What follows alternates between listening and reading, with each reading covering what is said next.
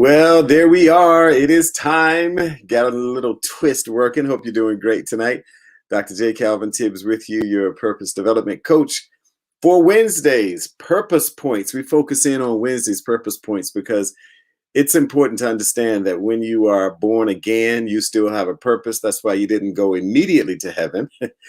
So we've got to get some things done here on the earth. So while we get together on that level, I want to say hello to Minister Steve and others who will be joining shortly. Remember to like, share, and subscribe to our Facebook friends as well as to our friends over there. There's everybody. Boom, boom, boom. Goodness gracious. Wow. Chris, Jasmine, Shay, and KDC. Wow. Good to see all of you on Purpose Points today. And thank you for being with us and for liking and sharing and subscribing. It's really a cool thing for us to get together like we do. We're going to do something a little bit different this time.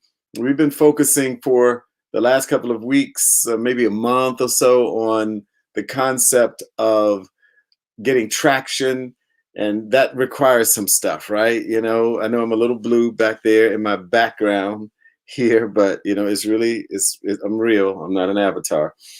Anyway, so we talked about getting traction, which is an action that moves us towards our direction, and distraction is an action that moves us away. This week, and maybe next week and the week thereafter, we're going to talk about learning to think better. Really reduce it to, as they say, the irreducible zero, because the concepts of thinking better has everything to do with living better, because as a person thinks in their heart, so they are. So let's go ahead and dive in and pray, and then we will start our ministry, our purpose points training on tonight. Father, you cause things to work together for the good. You always do. And yet you give us a lot of authority. And so we have a part to play in that. And in order for that to work, we got to think a certain way, because our thinking precedes our actions. We don't act in isolation. Yes, we do have intuition deep on the inside, but even the intuition informs our thinking. Go this way. No, go that way.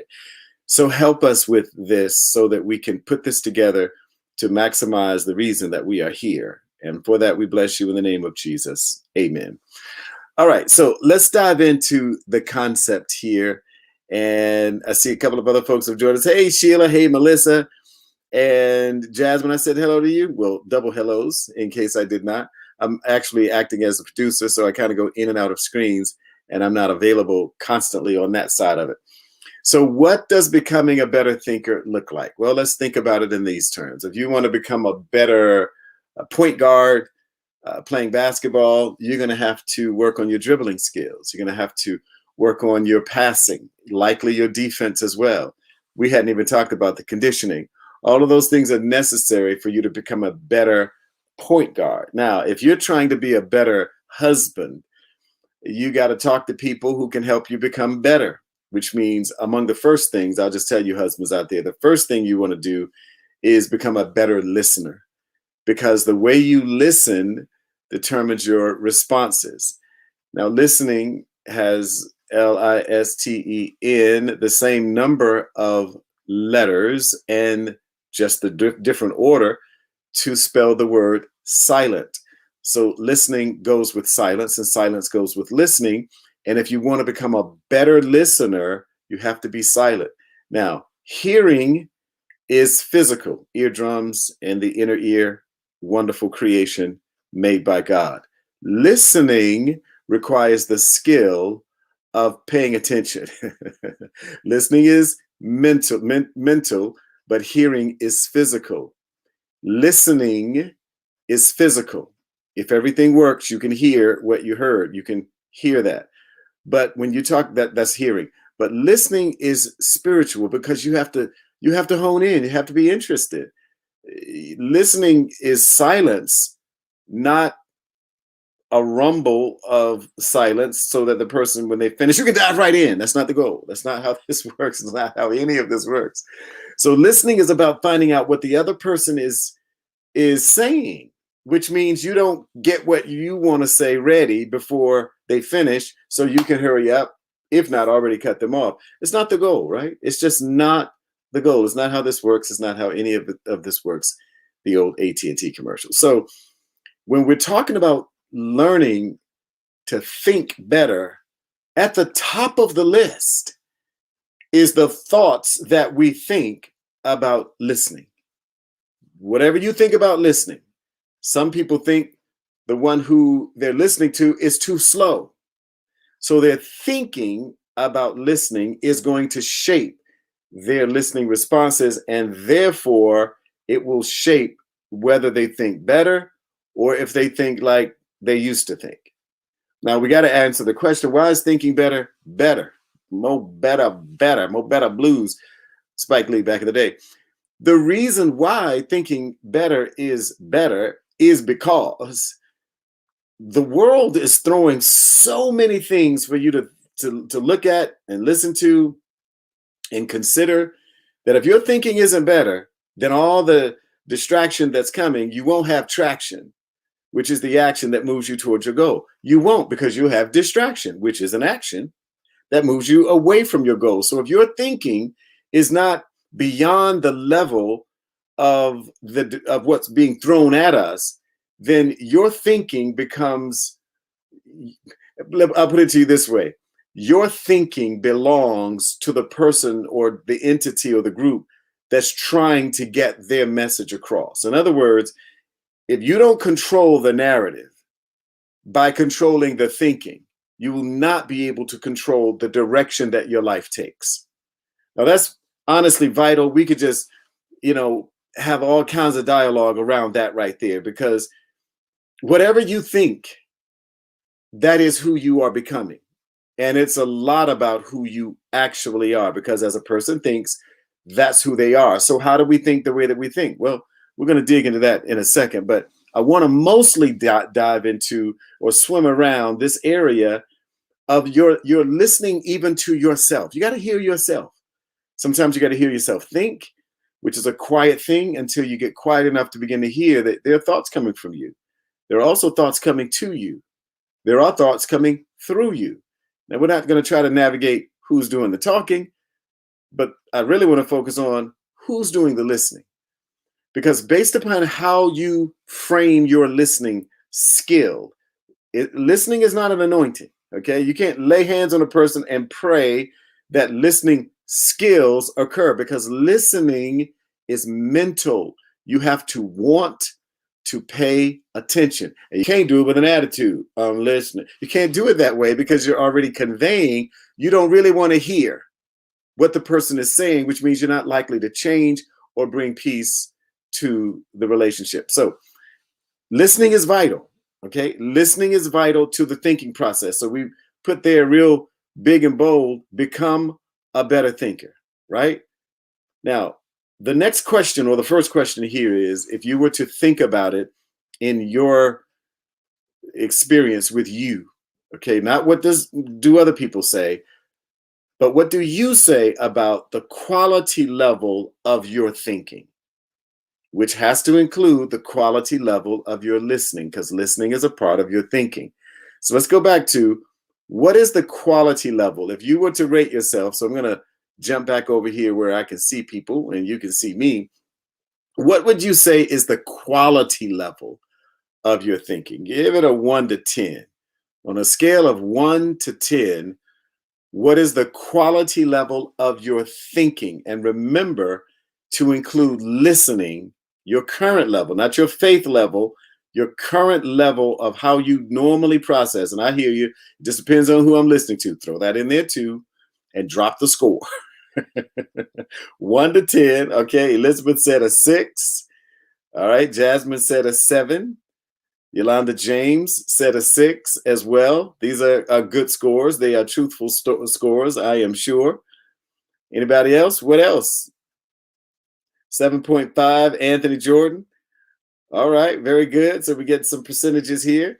See, it's good for you to know, because your thinking, if you're going to think better, it all starts with your listening skills. And the quality level of your thinking is significantly impacted by your listening skills. So if you just get that, the quality level that you just gave is significant to that point. So I'm going to jump back over here and move some things around a little bit. And I want this big comment. This is a big comment that I want you to think about. The quality of our thinking, the quality of our thinking is proportional to the models in our head. The quality of our thinking, the way you think, because we're talking about purpose, and your purpose is directly affected by the way you think. If we're going to become a better thinker, we have to recognize that the quality of our thinking is proportional to the models that are in our head. Now, this is where it gets real interesting, because our master said, be careful how you hear, because basically the way you hear or evaluate, or the proportion of your thinking, is equal to the measurement or the models that are already going on inside of your head. For example, let's say you don't listen to women. There are guys who don't listen to women because they have misunderstood some things. You came from a woman, but they think that you just can't listen to a woman, and they use verses to try and manipulate here you go, the thinking in proportion to the model. So there's a model in their head that you don't listen to women.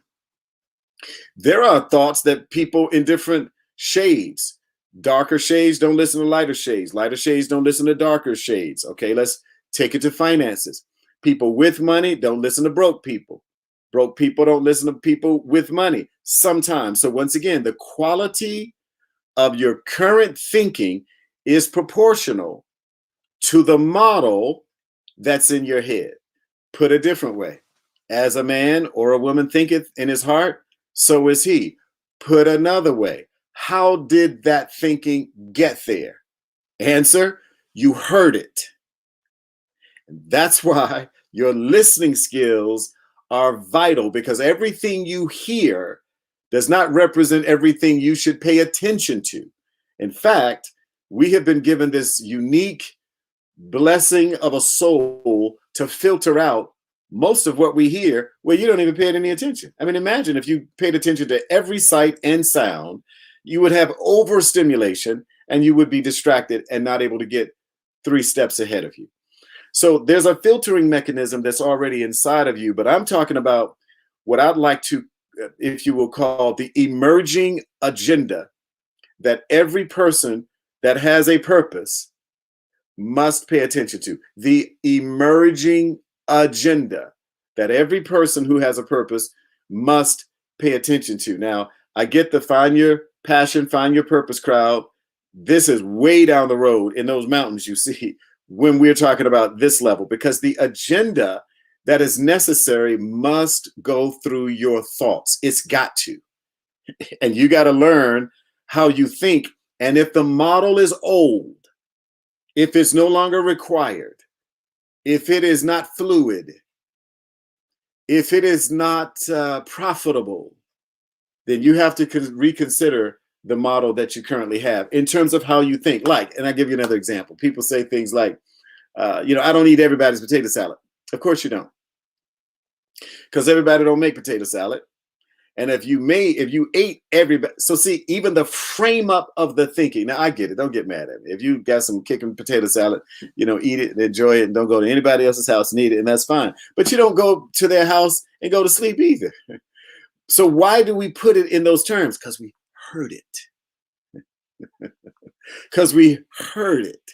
And if you hear it enough times, it becomes the narrative, which means we can't become a better thinker. Here you go, rehearsing the 95% of yesterday's negative information all over again today.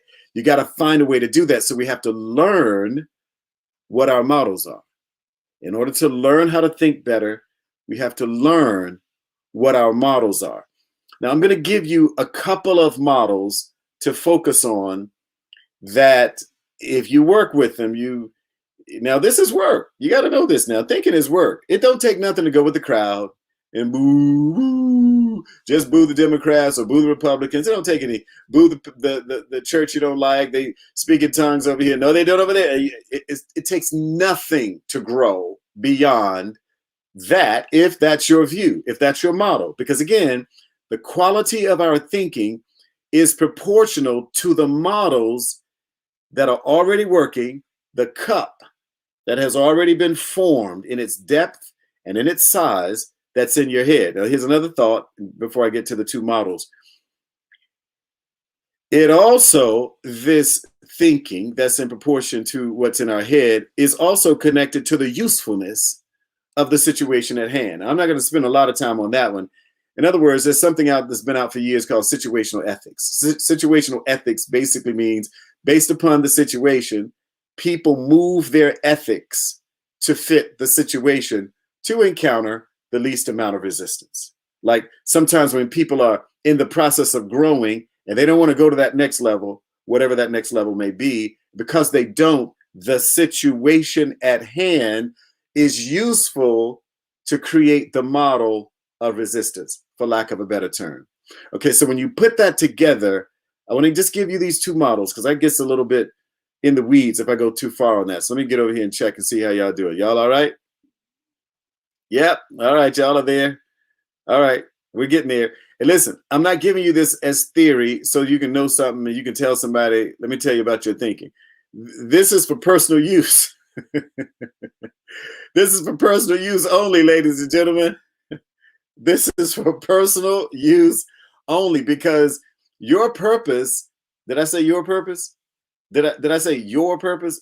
Why is it yours? Because it belongs to you. Your purpose is going to run through your thinking.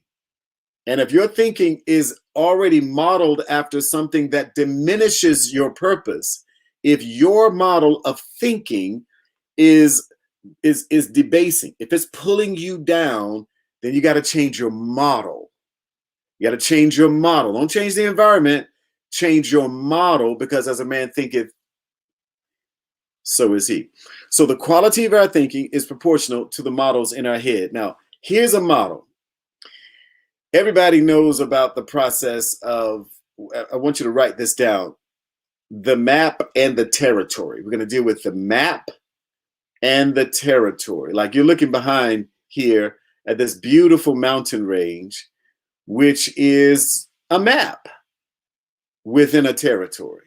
The question to you is, which is bigger, usually, the map or the territory?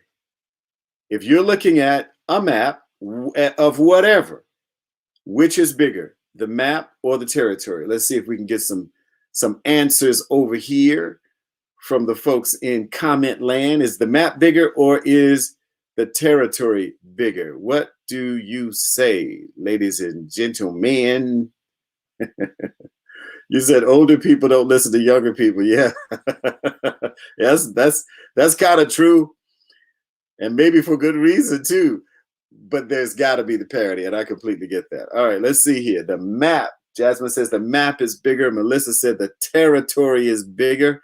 Okay, so we have 50% who say this and 50% who say that. Now we have two territories and one map. Yolanda and Melissa have ganged up in the Villa Rica area.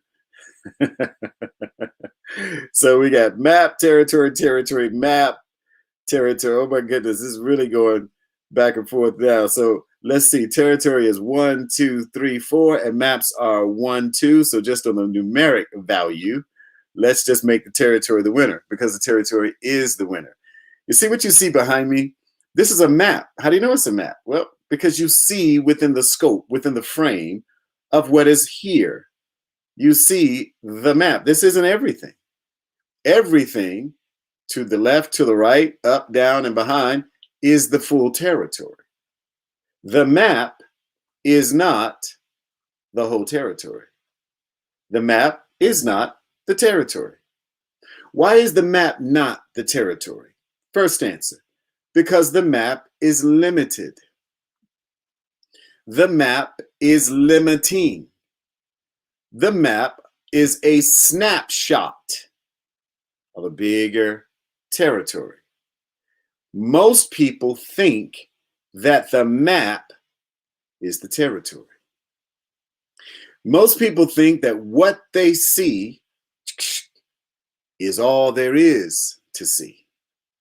Most people think, and I say most based upon the survey that said that 95% of the time people are rehearsing yesterday's negative thoughts. So most people look at whatever they're going through as the entire territory, when in reality, it's a map. It's a snapshot against a broader backdrop. You ever thought you were right and you were wrong? When you think you're right and you're wrong, and I've done that, if I thought I was right, I was looking at the map. When I grew, I saw the territory. One of the models that's necessary to put inside of your thinking today is to compare maps and territory. I remember my military days where we used to have land navigation, is what it was called, land nav. And I'm just going to be honest with you. I did not like it. I wouldn't say I hated it, but I didn't like it because I didn't know where in the world I was. Squiggly lines all over the place, and that's a berm, that's a valley, that's a mountain. I could kind of get circle, circle, circle. Okay, that represents that. But because it's flat and I'm not a high level spatial person, i.e. artist, the circles on a flat piece of paper did not, in my mind, translate as a mountain. So I had to learn to put symbols together, and then they would give us, all of us, these little GPS things that we back then would have what's called an azimuth. And an azimuth was a direction of coordinates given to each person. So I had my little thing and 200 people that way and literally 300 people the other way. All 500 of us were headed to the same location, but we were supposed to follow the map in the territory based upon the azimuth, the directions that were given. I made it to the end. I don't remember my score. It wasn't super high, but I made it there and everybody else was there. So we didn't realize that going on, because sometimes your territory was full of briars, mud, water, and you couldn't walk over for convenience sake because you get off and that little computer was monitoring your steps. So when it comes down to the model of thinking, because again, the quality of our thinking is proportional to the models in our head. In our head, we've got to recognize the difference between maps and territories. The map is what's happening, here you go, in your world today. But the territory of what's happening in your world today is far bigger than what your map is showing you. The territory is so far beyond where you are, you can't reach it in the map because the map is only referencing a small portion, although it might look big. For example, you look at a map of the United States of America, that's pretty big. You pick Canada up, you'll pick South America up. Oh, but wait, ladies and gentlemen, we're not done.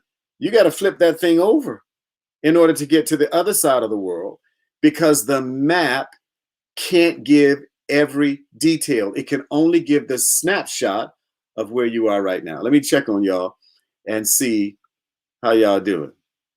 All right, let's see. You can't see the forest for the trees. Yep, absolutely. There's so much more than what we see. Boom. That's the absolute big one right there. That's a big one right there. Grid coordinates. Exactly. George, you must have some military in you, because most folks don't deal with coordinates unless they had to. Absolutely.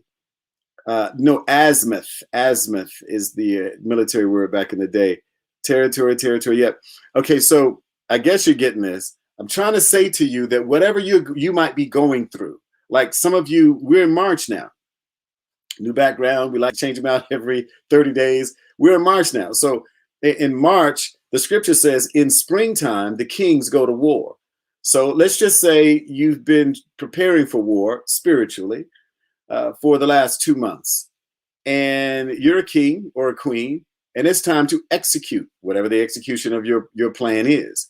All right. So if that is the case, does the model in your thinking facilitate what's necessary for the next level, whatever the next level is of your purpose, right? So once again, the quality of that thinking is proportional to the model of what's in your head.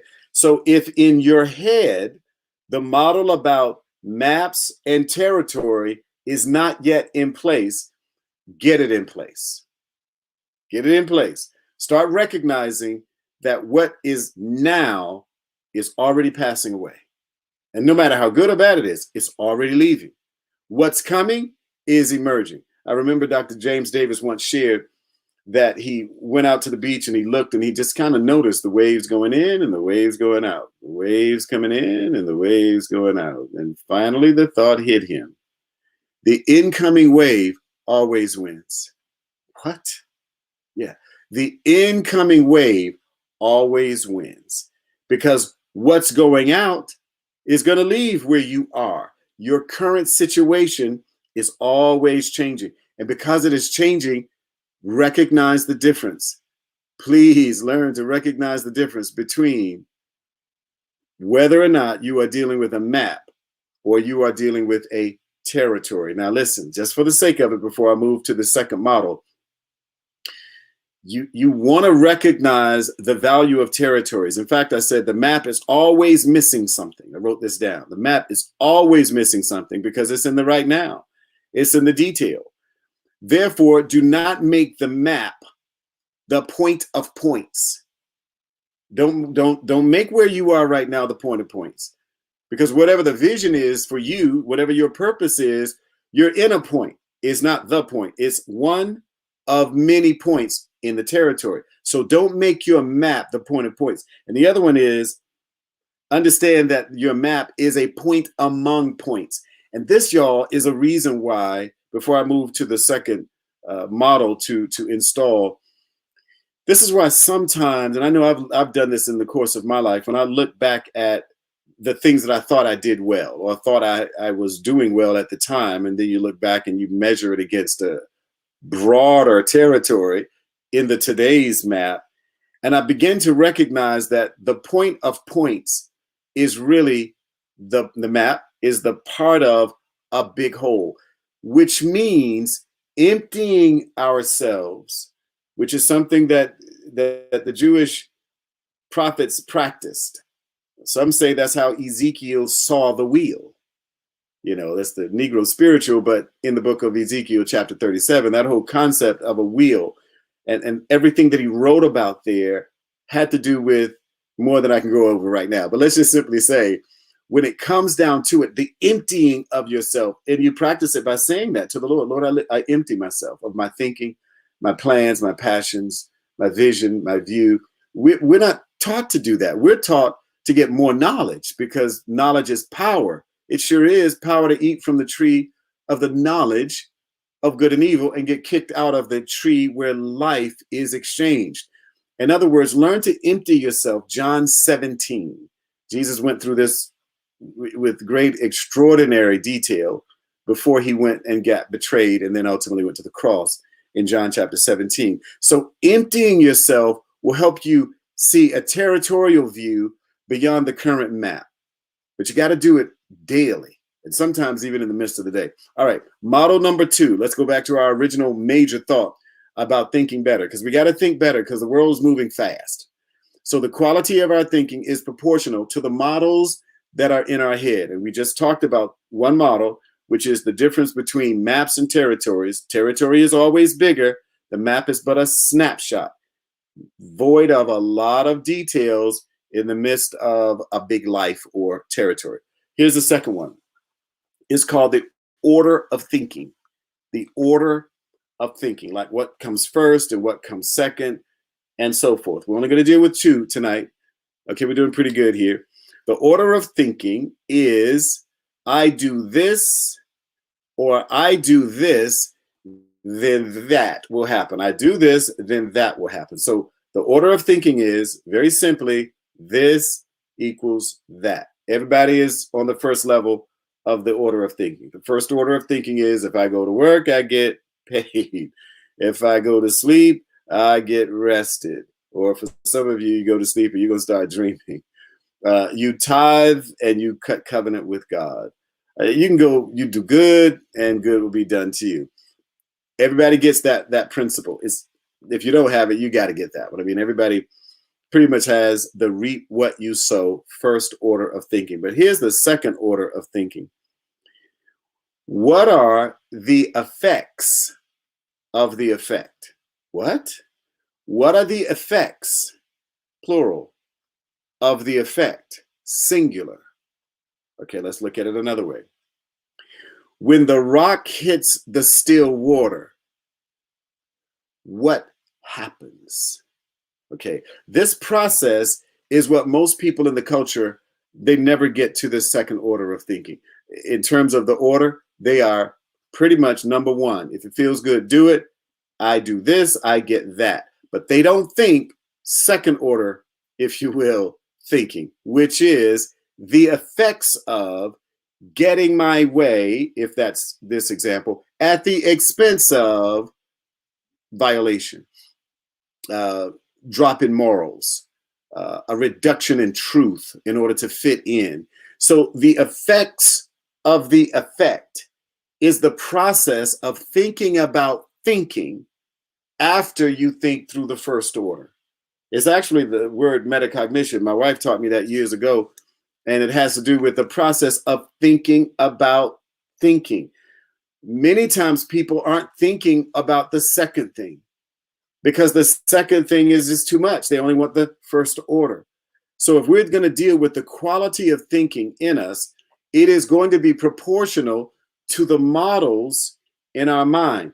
If maps are more important to us than territories, then we will often be driven by the day's circumstances, appetites, whims, etc., because we're not big picture view. You need a map, but you also need to see that in the light of other things. And the second concept is the order of thinking.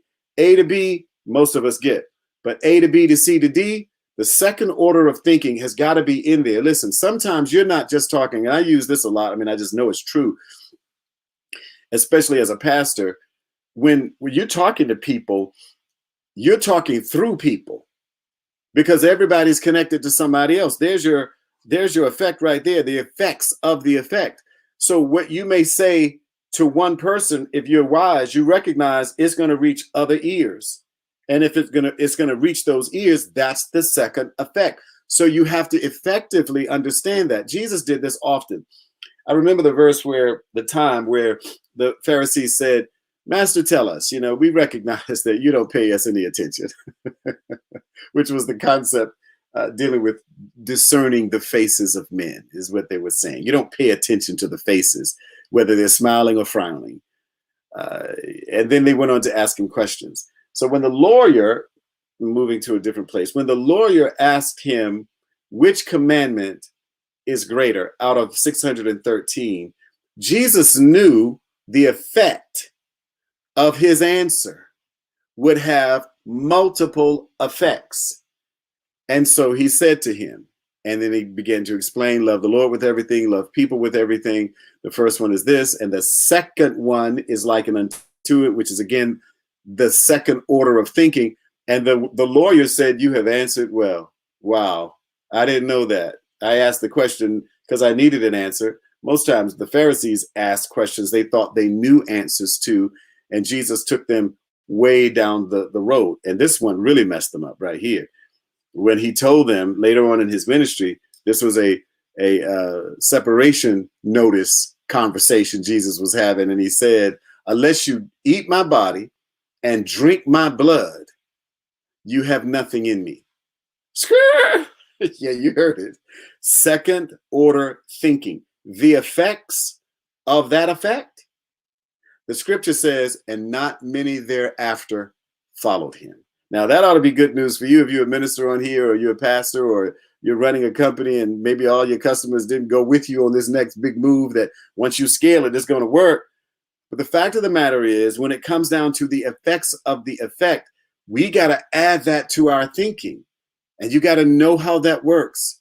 You got to add that to this process. So again, the quality of our thinking is proportional to the methods that are in our head and their usefulness in the situation at hand. So I hope this helped to put together, because kings go to war in the springtime, which means it's time to start executing or going to the next level of execution, the things that you've been planning, things you've been working on, things you've been planning to do, or you have close in your heart. Go to work, right? So when you go to work on those things, check the models out, maps and territories, first order thinking, second order thinking. And when you put those things together, you would have gotten to what will likely be next week's continuation, which is value. Because what you value is what you spend time doing. What you value, you don't need motivation for, because motivation is not a solution, it is a symptom. And we'll talk about that the next time we get together. Well, I hope this helped you. May the Lord bless you and keep you and make his face shine upon you. May he be gracious to you, lift up the light of his countenance upon you, and give you his shalom. Hope this helped your cause. I mean, we can do some great things if we learn how to think differently. It will affect every area of our lives. If you'd like to be a great support here, you can. And you can go to kdchurch.org, click on the Give tab. You'll find a location where the drop-down menu will bless you to be a blessing. If you're looking to connect with us, you can do so by going to kdchurch.org, and there you will click on the Events tab. Whole bunch of activity happens. 7 types of ministry, 6 days a week. We do 3 of them ourselves. I do 2 specifically, and my wife and I do it together for the purpose points, or better yet, for a relationship reset. And then we delegate Monday to our prayer leader, Maya. You may not know her, but she's super awesome leading that whole piece. And then on Tuesdays, we're with One Race, One Blood, Ken Ham's material. It will bless your socks off to get on that, to recognize race wars are sin wars used by the demonic to divide people. And you'll see why when you jump on those Tuesday night calls. And then Thursday, the men get together. It's going to be fantastic. Dr. Sewell, one of our guys, 80-something years old, he is still with it. And I mean with it for real. He will be doing that class on tomorrow. So we got all kinds of equipping the saints for the work of the ministry, Ephesians 4 type of activity, which for us is also translated strengthening the saved and loving on the lost. And then we're getting together a couple times a month in person, and that's going to be great in the month of March. So I hope all that put together will bless you. Let me get over here and see if there are any questions. I didn't see any. Oh, you're very welcome, Jasmine. Absolutely. Thank you, James. Absolutely, you're welcome. I needed this. Elizabeth said, God said this is the year of activation for me. Yeah, it is, Elizabeth. And in fact, I'm going to put that comment up there. Very powerful. It's a year of activation. And it absolutely is. I like what Jordan said here. Think chess. It is. Yeah, it's a lot of moves. And you are most welcome. You are most welcome, Jasmine. I am delighted to be able to share with you what the Lord is sharing with me. And this is what the ministry is basically saying. There is always more. There is. That territory is vast. The map will tell you where you are. Lamp unto my feet. That same light will be a light unto your path as you continue the process. So God bless you. We can't wait to see you the next time we get together. And we love you. Bye.